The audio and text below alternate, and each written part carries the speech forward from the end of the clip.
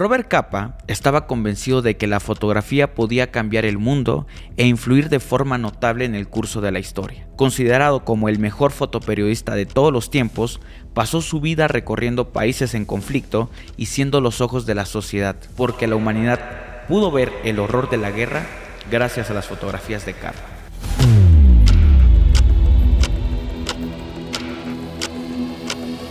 Fue en su Hungría natal donde conoció la opresión del fascismo y consagró su vida a luchar contra este sistema. En 1936, Robert Capa ya era un fotógrafo más o menos importante.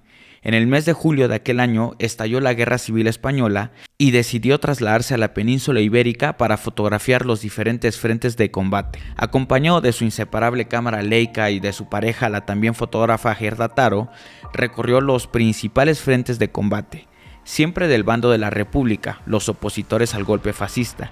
Y en ese escenario fue como realizó una de las imágenes más importantes de su vida: muerte a un miliciano. Considerada por muchos como la fotografía del momento exacto en el que muere una persona.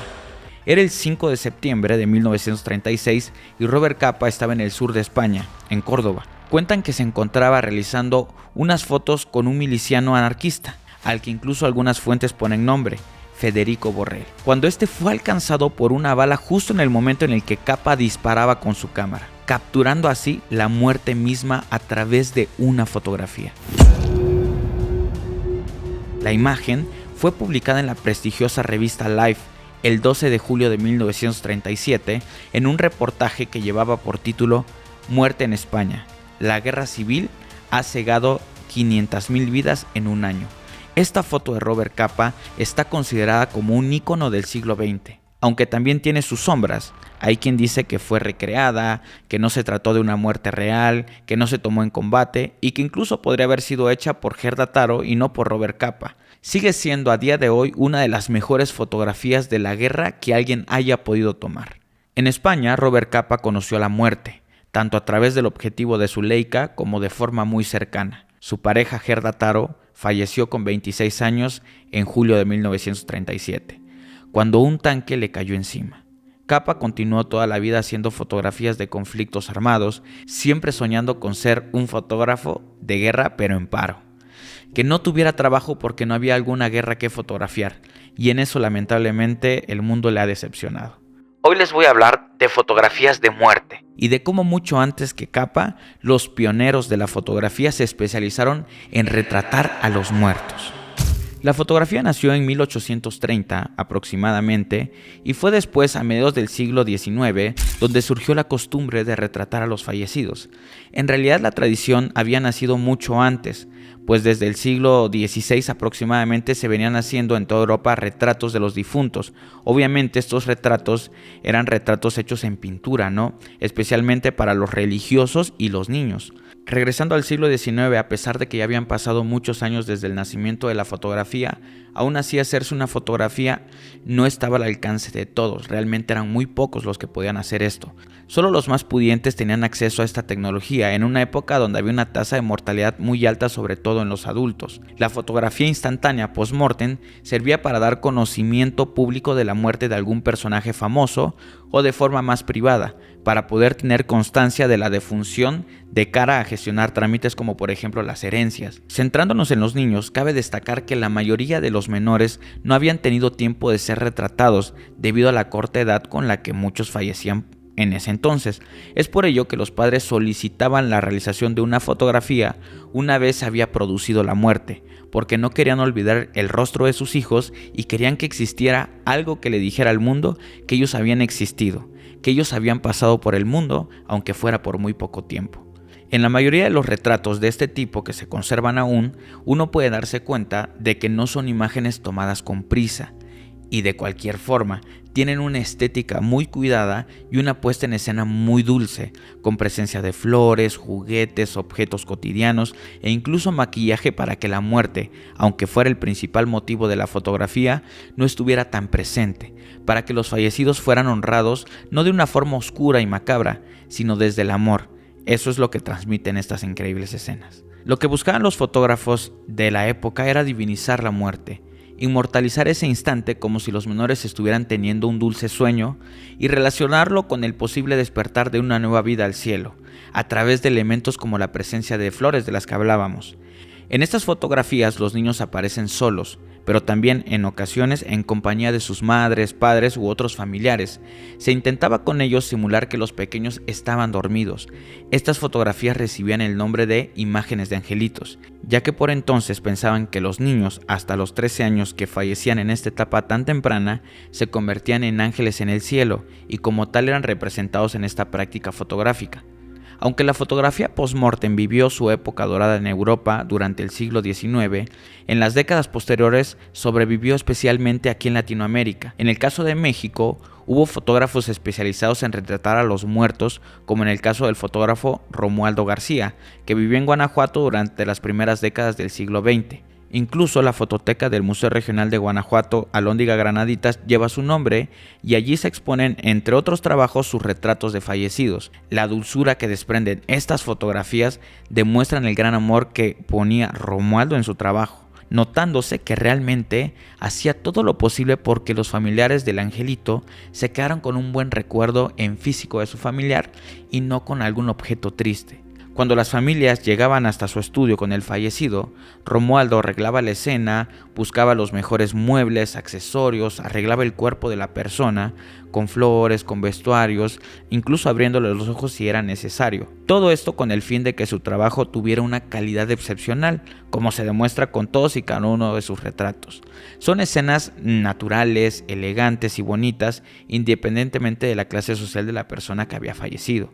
Historiadores como Claudia Canales aseguran que la fotografía post-mortem se volvió tan importante que en los siglos XIX y comienzos del siglo XX era todo un rito y formaba parte inseparable de la tradición de despedida de un familiar, especialmente si moría joven. En este caso, pues estamos hablando de los niños. Y había bastantes posibilidades de que esto ocurriera porque la esperanza de vida antes pues no era muy alta. Es por eso que los fotógrafos se esmeraban en que las imágenes fueran bonitas porque servían en el proceso de despedida de esa persona.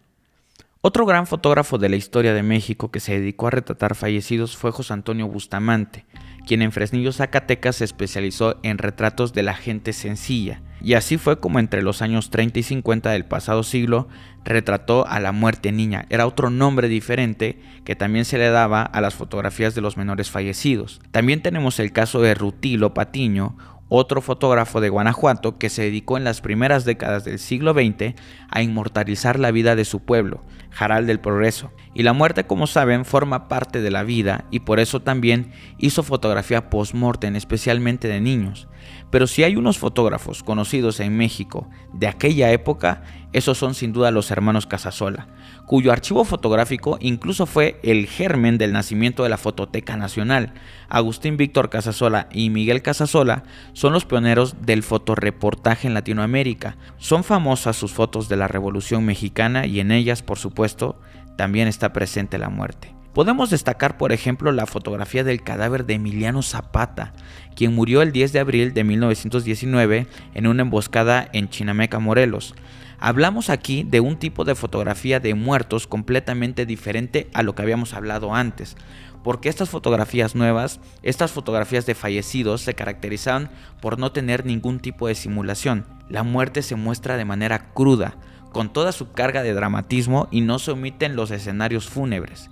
Y es que no podemos hablar de fotografía de difuntos sin tener en cuenta la importancia de este género del fotoperiodismo, especialmente a partir del siglo XX. Mostrar la realidad tal como es, narrar al mundo lo que ocurre a través de imágenes y no tanto de palabras, se vuelve un objetivo vital para los fotoperiodistas. Este fue el caso de fotógrafos como Eugene Smith, quien en 1950 tomó en deleitosa Extremadura, España, unas fotografías que dieron la vuelta al mundo, tras su publicación en la revista Life en 1951, bajo el título de Spanish Villas.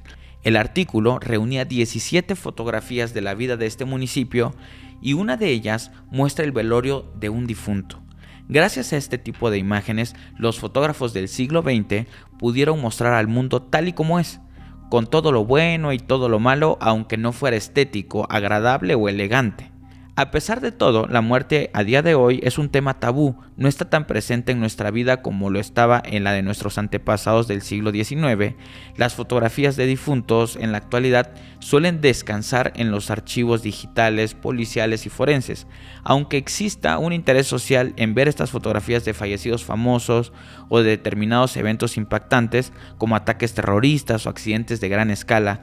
Socialmente se censura este tipo de información gráfica para no herir la sensibilidad del público o de proteger la intimidad también de los fallecidos. Incluso a pocos se les pasaría por la cabeza fotografiar a un familiar en su muerte.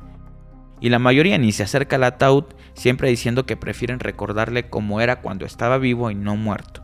Con todo y esto que menciono, parece que a la gente le gusta lo prohibido, y son virales las publicaciones que contienen escenas de este tipo, ya sean fallecidos anónimos o personajes famosos, imágenes de Marilyn Monroe, John F. Kennedy, John Lennon o Michael Jackson tras su fallecimiento.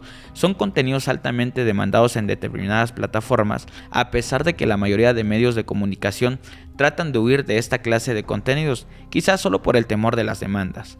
Tampoco podemos olvidar que en México se convive con la muerte de una manera diferente al resto del mundo, no solo por las celebraciones de Día de Muertos, también por la ola de violencia que azota a determinados sectores o zonas del país. Estos hechos dieron origen al llamado periodismo de nota roja, un tipo de periodismo que se dedica únicamente a hechos violentos, aunque ahora se ha abierto un poquito más este género. Ahora ya estamos hablando de accidentes o de otras tragedias. Es un género, la verdad, bastante antiguo, y su nombre nota roja viene del color de los títulos de un periódico de Guadalajara que en el siglo XIX ponía en rojo los encabezados de las noticias que describían las muertes, para que visualmente el lector sintiera atraído por los casos más truculentos. Hoy en día la nota roja sigue más viva que nunca. En periódicos mexicanos, por ejemplo El Gráfico, que cada día muestran imágenes de asesinatos y muertes violentas, casualmente se trata de uno de los diarios más vendidos en toda la República Mexicana. No tiene nada que ver con la muerte idealizada de los pioneros de la fotografía mexicana, ¿no? Esta sí es una muerte sangrienta y no estética como lo estábamos viendo antes. Es una muerte sangrienta y dolorosamente real que cuelga en las exposiciones de los kioscos o transita por nuestras calles para su compra. Este interés por la nota roja, estas visualizaciones que va a alcanzar este video, nos hablan de esa mezcla de curiosidad, morbo y rechazo que al ser humano le provoca la muerte. Quiero agradecerles, amigos, por ver un vlog más. Espero que esta información que hemos estado buscando para todos ustedes haya sido de su agrado. La verdad es que ha sido un tema muy interesante buscarle este enfoque de hablar de la belleza de la muerte retratada a través de la fotografía. Como en su momento lo mencionaba Selene, que es embalsamadora, ella decía que su trabajo era embellecer a la muerte, pero para el último evento presencial de ese cuerpo, ¿no? Para que sus familiares se pudieran despedir. Así que quiero agradecerles de verdad por prestarse el tiempo de ver un capítulo más de este vlog. Y pues nada, nos vemos en un siguiente vlog. Los invito, como siempre, a participar a través de Facebook en las dinámicas que hacemos, para que nos cuenten sus historias, sus anécdotas, y que nos ayuden con toda la investigación de los nuevos temas que se vienen en el blog. Así que muchísimas gracias. Recuerden todos que yo soy Pepe y también Chema, y nos vemos en un siguiente video. Hasta luego.